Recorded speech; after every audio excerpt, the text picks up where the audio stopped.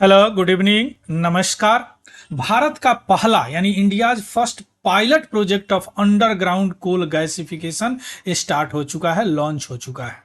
यानी भारत का पहला पायलट प्रोजेक्ट मीन्स वह प्रोजेक्ट जब शुरू किया जाता है कहीं जगह, अगर ठीक ठाक रहा तो और जगह भी शुरू किया जा सकता है।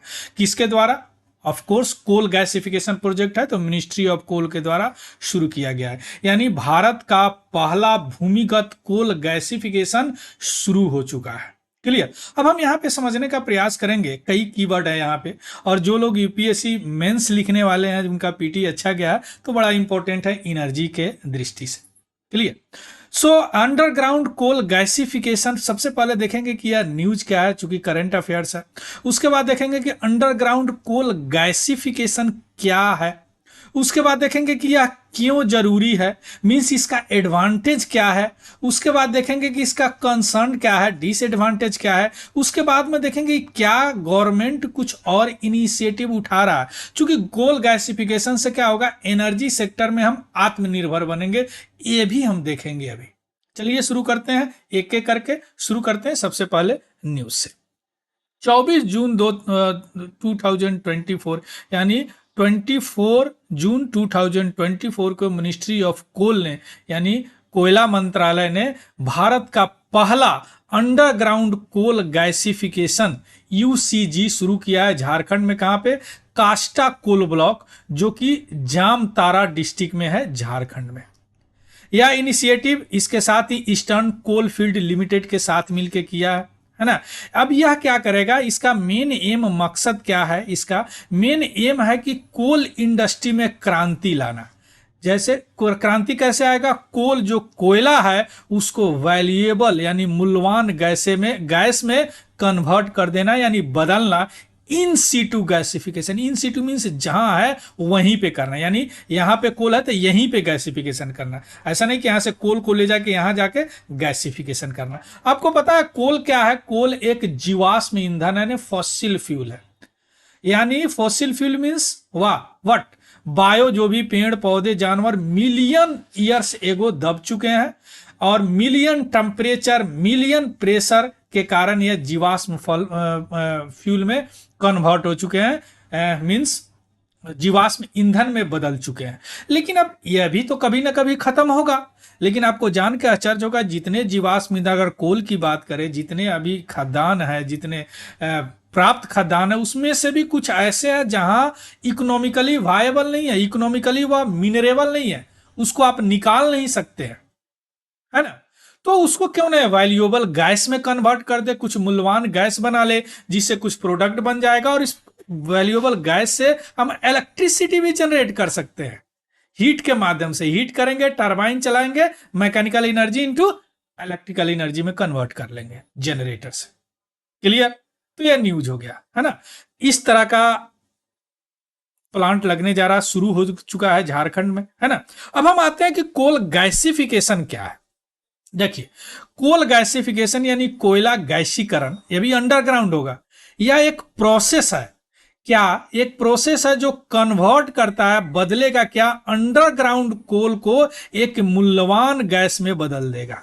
एक प्रोसेस के थ्रू एक टेक्नोलॉजी लगेगी, जैसे मीथेन में बदल देगा, हाइड्रोजन बदल देगा, कार्बन मोनोऑक्साइड में बदल देगा, कार्बन डाइऑक्साइड में बदल देगा। ये सारे गैस जो है एक दूसरे के एक अनुपात में मिलाने से कहीं ना कुछ प्रोडक्ट हमको मिल जाएगा और इलेक्ट्रिसिटी भी जनरेट कर लेंगे। अभी हम देखेंगे, है ना। एक प्रोसेस है। तो अगर कोई पूछे कि what is the coal gasification, तो कोल गैसिफिकेशन एक प्रोसेस है जिसके द्वारा जिससे हम किसी भी भूमिगत कोल को एक मूल्यवान गैस में कन्वर्ट कर देते हैं। और मूल्यवान गैस जैसे methane, hydrogen, carbon monoxide, carbon dioxide. यानी कोल अब कैसे कन्वर्ट करते हैं? इस गैसिफिकेशन यानी गैसीकरण प्रक्रिया में क्या करते हैं, जो भी कोल है अंडरग्राउंड उसको पार्शियली ऑक्सीडाइज कराते हैं, यानी पार्शियली उसको जलाते हैं।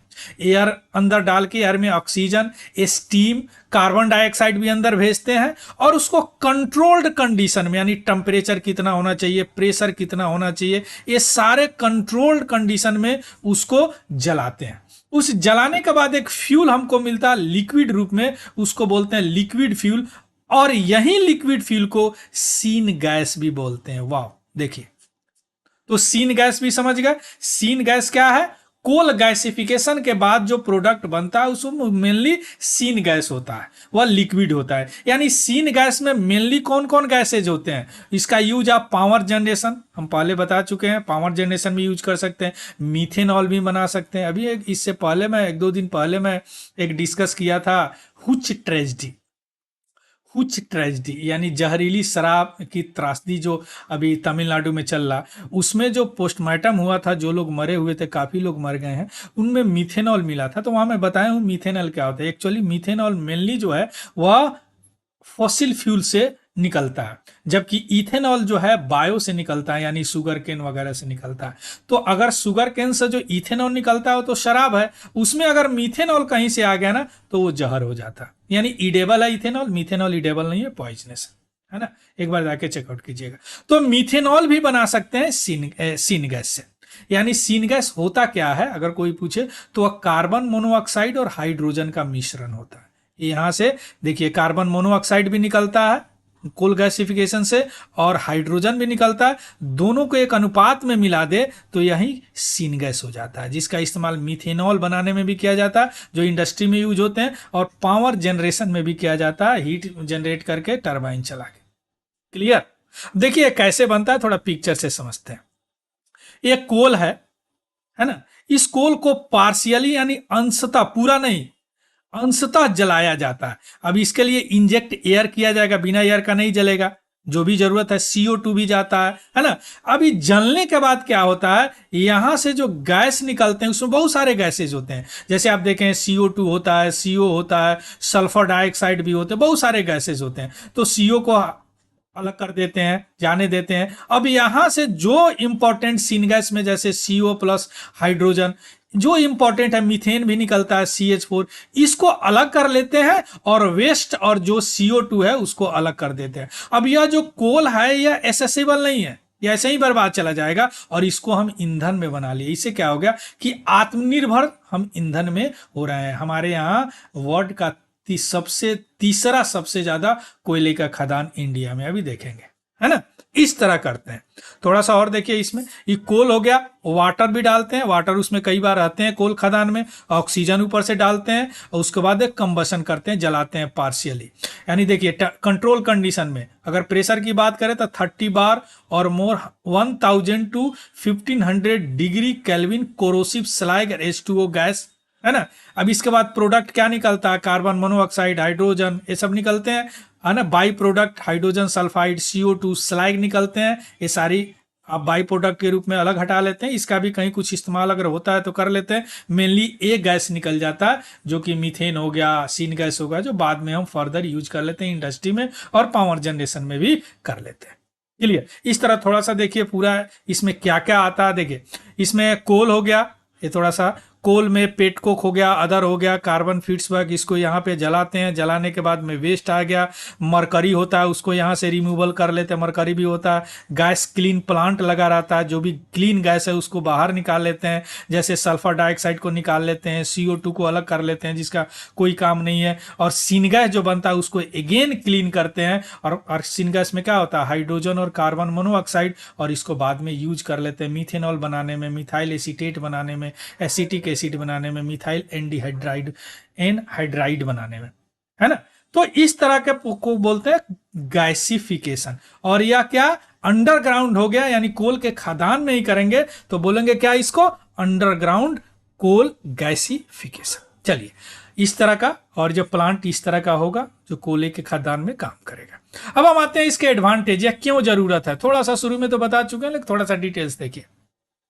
हमारे पास जो भी कोल रिजर्व है, हमारे पास जो भी कोल रिजर्व है, देखिए सबसे पहले हम जो अभी अगर एनर्जी की बात करें तो हम सबसे ज्यादा फ्यूल पे ही पैसे खर्च करते हैं। क्रूड ऑयल जिसमें पेट्रोलियम प्रोडक्ट है, पेट्रोल है, डीजल है, नेचुरल गैस है, यह लगभग 82% अभी भी बाहर के देशों से मंगाते हैं। नेचुरल गैस की बात है तो 45% जो भी हमारा रिक्वायरमेंट है ना। तो यह अब दूसरी बात कि हमारे यहां जो है वर्ल्ड का तीसरा कोल रिजर्व है, हम वर्ल्ड का तीसरा कोल रिजर्व है। और सबसे मजेदार बात है, जितना कोल रिजर्व विश्व में है उसका 16 से 18 ही हम अभी एसेसेबल है, यानी मिनरेबल है, यानी वहां से आप कोयला निकाल सकते हैं बाहर। बाकी सब ऐसे ही है। अगर उसको निकालने चलेंगे तो इकोनॉमिकली अनवायबल होगा, यानी जितना पैसा आप खर्च करेंगे उससे कम में उससे जो उपयोग करेगा वो काम कर लेंगे। मान लीजिए कि 1 किलो कोल निकाल के हम अगर 1 मेगावाट बिजली बनाते हैं, तो अगर इसमें हमको 1,000 रुपये लगते हैं और 1,000 में कई मेगावाट आप खरीद के क्यों नहीं जला लेंगे, तो इकोनॉमिकली अनवायबल है। क्लियर, मिनरेबल नहीं है, इकोनॉमिकली मिनरेबल नहीं है। तो उस कोल को क्या करेंगे, इस तरह हम यूज कर सकते हैं, क्योंकि हमारे पास ह्यूज कोल रिजर्व है, विश्व का तीसरा सबसे बड़ा, है ना। तो सस्टेनेबल भी है ना, इफिशियंट यूज इसका भी हो जाएगा। सस्टेनेबल इस तरह है कि जो भी खतरनाक गैस है उसको हम बाहर निकाल दे रहे हैं, है ना, CO2 को निकाल दे रहे हैं, इसको ऑब्जर्व कर, उसको कहीं ना कहीं कुछ टेक्नोलॉजी से उसको कन्वर्ट भी कर दे रहे हैं। अभी आप देखेंगे यही आ जाएगा आपको कंसर्न में, डिसएडवांटेज में, है ना। तो यानी कोल गैसिफिकेशन क्यों जरूरी, चूंकि एक तो वर्ल्ड का तीसरा हम सबसे बड़ा कोल रिजर्व है हमारे पास, लेकिन उस कोल रिजर्व को यूज नहीं कर पा रहे हैं। एनर्जी अब अभी भी हम डिपेंडेंट है ना, इंपोर्टेड फ्यूल पे डिपेंडेंट है। तो एनर्जी यह आत्मनिर्भर में भी हमें फायदा करेगा, ठीक, सस्टेनेबल है, एफिशिएंट यूज हो जाएगा। तो एडवांटेज में ये बात क्या होगा, लेक ऑफ टेक्नोलॉजी, हमारे पास उस तरह का टेक्नोलॉजी नहीं है ना। दूसरी बात कि हमारे पास जो कोल है वह थोड़ा सा लो ग्रेड का है। कोल में आप पढ़े होंगे एंथ्रोसाइट, बिटुमिनस, हमारे पास जो है वह लिग्नाइट है और पिट टाइप का कोल है, यानी तीसरा और चौथा प्रकार का, यानी अच्छी क्वालिटी का कोल नहीं है, जिसमें लो ग्रेड का कोल है, हाई एस कंटेंट में, राख भी ज़्यादा है। तो उसको कन्वर्ट करना सीन गैस में थोड़ा सा टेक्नोलॉजी ज़्यादा जरूरत पड़ती है ना। दूसरी बात कि हमारे यहाँ जो कोल है वह huge quantity of waste generate करेंगे, अभी देखें आप जो इन्फोग्राफिक में, है ना। इसके अलावा ब्लैक वाटर जनरेशन करेंगे, कॉस्टली सिस्टम होगा CO2 रिमूवल का। CO2 ऐसा तो नहीं निकाल के और कार्बन डाइऑक्साइड को इन्वायरमेंट में डाल देंगे, है ना। सो तो जो कार्बन डाइऑक्साइड प्रोड्यूस्ड होता है वह ज्यादा होगा conventional coal power thermal power plant से। अगर इस CO2 को आप नहीं ऑब्जर्व कर पाएंगे, नहीं रिमूव कर पाएंगे, मान लीजिए कि कोल गैसिफिकेशन आप कर रहे हैं, अंडरग्राउंड कोल गैसिफिकेशन, और इसके CO2 को आप रिमूव नहीं कर पा रहा, इन्वायरमेंट में ही छोड़ दे रहे हैं, तो क्या फायदा हुआ। इससे तो बेटर है कि कोल कहीं से ला के आप जला के उसका यूज कर ले, है ना। तो उससे ज्यादा इसमें CO2 प्रोड्यूस होगा, क्योंकि हमारे पास लो ग्रेड का कोल है और हाई एस कंटेंट है, उसमें राख ज्यादा है। तो यह कंसर्न हो गया। अब हम आते हैं कि क्या कोई इनिशिएटिव इंडिया ने शुरू किया है इस दिशा में। यस, ये इस तरह का है ना, CO2, H2S, CO2 स्लैग, ये सब बाई प्रोडक्ट है, तो इसको भी रिमूवल का टेक्नोलॉजी होना चाहिए। अब हम आते हैं इनिशिएटिव, हाँ लिए हैं India, national coal gasification mission हमारे पाया चल रहा है, जिसमें एम है, लक्ष्य क्या है कि 100 मिलियन टन कोल को गैसिफाई करना है 2030 तक। हमने कोल में 100% FTI अलाउ कर दिया।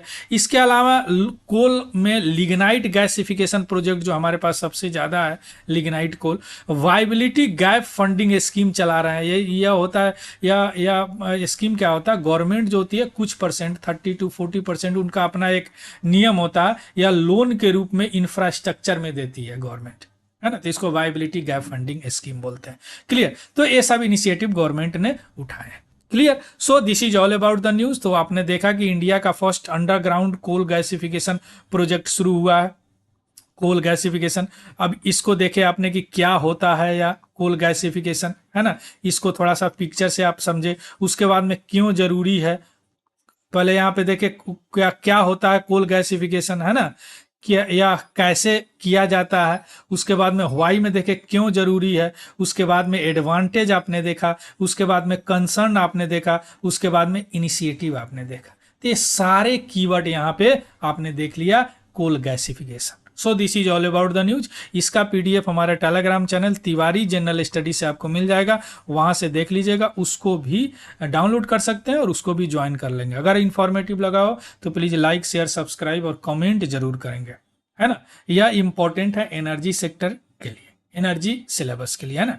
आजकल एनर्जी पे ही सारी चीज हो रहे हैं। So thank you, have a good day and happy learning. Thank you very much.